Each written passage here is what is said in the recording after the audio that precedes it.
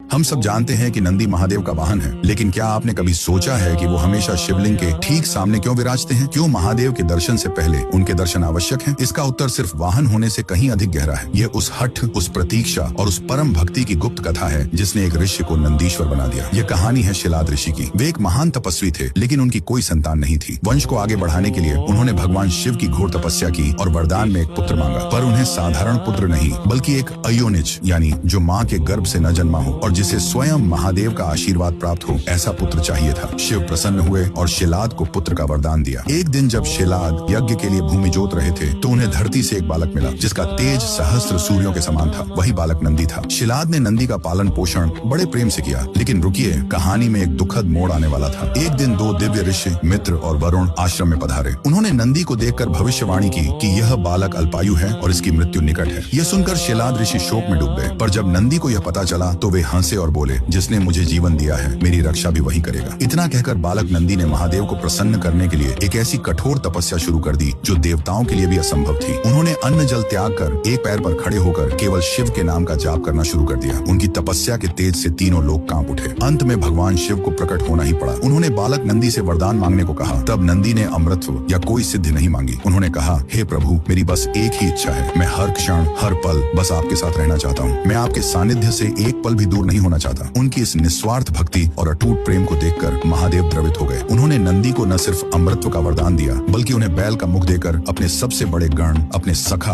और अपने वाहन के रूप में स्वीकार कर लिया। उन्होंने नंदी को वरदान दिया, हे नंदीश्वर, आज से मेरे दर्शन से पहले संसार तुम्हारे दर्शन करेगा। जो भी अपनी मनोकामना तुम्हारे कान में कहेगा वह प्रार्थना सीधे मुंह तक पहुंचेगी। तुम मेरे और मेरे भक्तों के बीच की सबसे पवित्र कड़ी बनोगे। इसीलिए आज भी नंदी सिर्फ एक वाहन नहीं बल्कि प्रतीक्षा, धैर्य और निस्वार्थ भक्ति के प्रतीक है, जो हमें सिखाते हैं कि ईश्वर तक पहुंचने का मार्ग केवल समर्पण से ही मिलता है। महादेव के इस परम भक्त के लिए कमेंट्स में ओम नंदीश्वराय नमः अवश्य लिखें।